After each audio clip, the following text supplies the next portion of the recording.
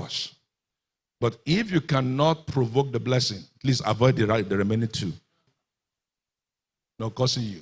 Then you go and work it out by yourself.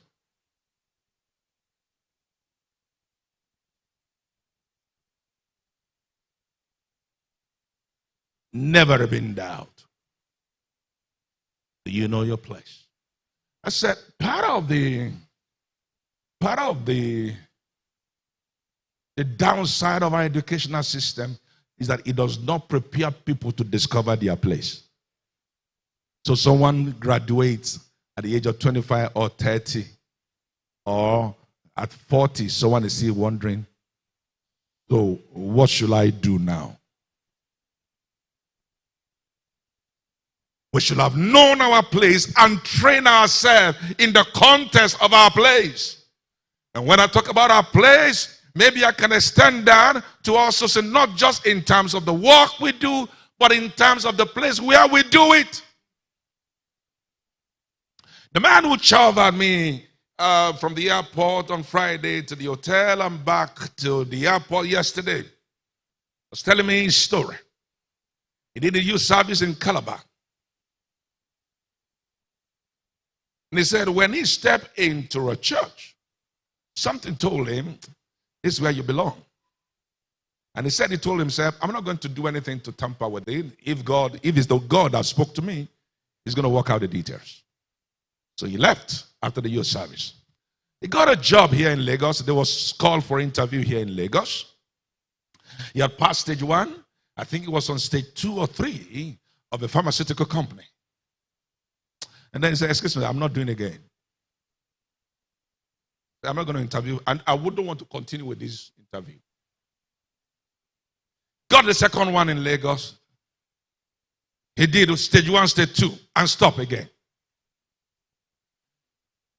Then he said when he was serving, there was a colleague of his, a woman, who was asthmatic. That every time this woman had an attack, he would cover for her. So he would do his own shift and do the shift for the woman. So after a while, the woman now called him. Do you have a job yet? I said, no, I don't have a job. Okay, so-and-so is recruiting. Send in your application. And I'll say, anyway, I'll take this job on the condition that I have, the job is in Calabar. They said, no, we can't have a space in Calabar. Okay, let's have a compromise arrangement. So you stay in Port Harcourt. Port Harcourt is close to Calabar. Since that's where you want to stay, that's where your family is. So imagine, he was there for about 7 years or so, 5-7 years, and then he was eventually moved to go and head the operation in Calabar, the sole representative of that company. Now, why am I saying this? He said, he's on this job. I got my first car. He's on this job. I got my second car. He's on this job. I got this third car. The third car was what he used to come and pick me. Brown new car. He just knew Calabar was where he had to be. So when I talk about placement, I'm not only talking in terms of what to do, but we have to do it. May you not miss your place. May you not miss your place in life. I've told you before, haven't I? I thought I was going to live in America. I got to Houston, Texas 1 year. The early days of visiting America. They put me in a big mansion. Big mansion. And I slept well. I woke up the next morning to meditate and pray. I sat on the carpet and I heard the Lord say, this place is not for you. You can visit here and go back, but this is not where you belong. May you not miss your place.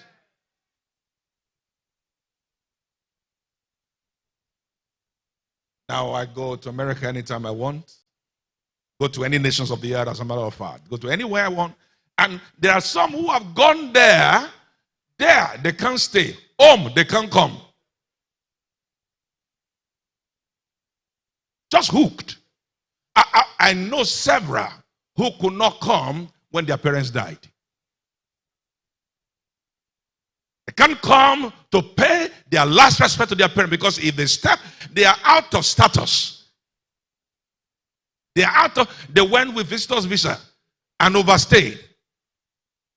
And they are waiting for when they will normalize things. That's where some people run into trouble. They now want to become legal resident. So they are doing arranged marriage. You pay someone $25,000 to marry you, $25,000 to marry you.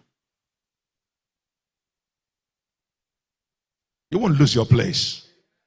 I said you won't miss your place. I was talking about the blessing of Isaac to Jacob, whom he taught to be Esau. He said, the field of my son is like the field which the Lord has blessed. No, the smell of my son is like the smell of a field that the Lord has blessed. So there's a field that God has blessed. When you find yourself in that field, you will struggle less. All this language that is becoming accepted now will leave your tongue. Now, we all the hustle. Not everybody is hustling. Some are living in the land that God has blessed. The smell of my son is like the smell of a field which the Lord has blessed.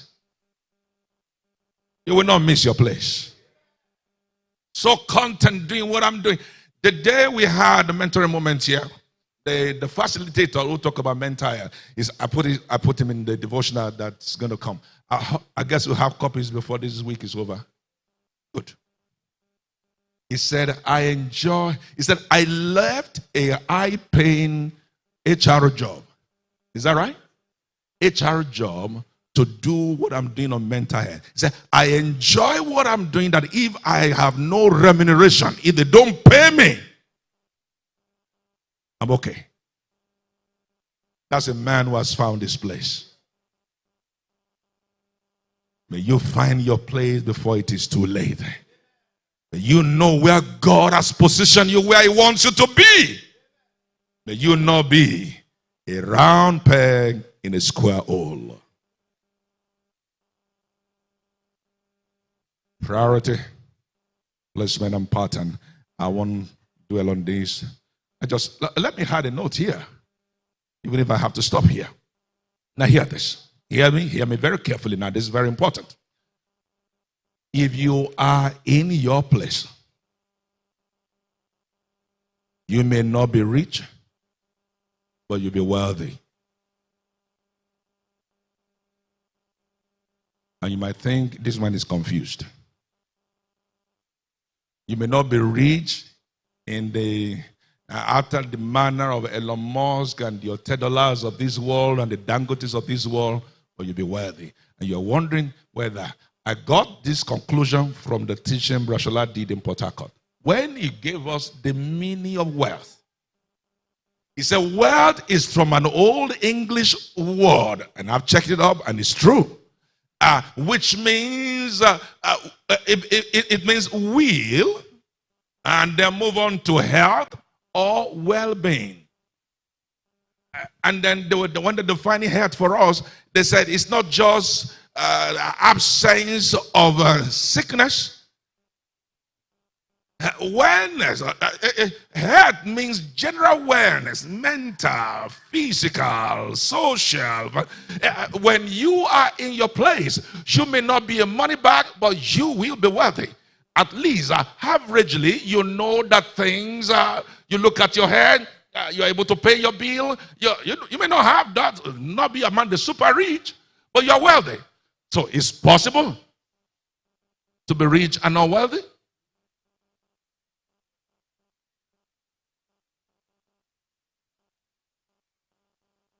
So, if someone is a billionaire and is on drug, is he wealthy?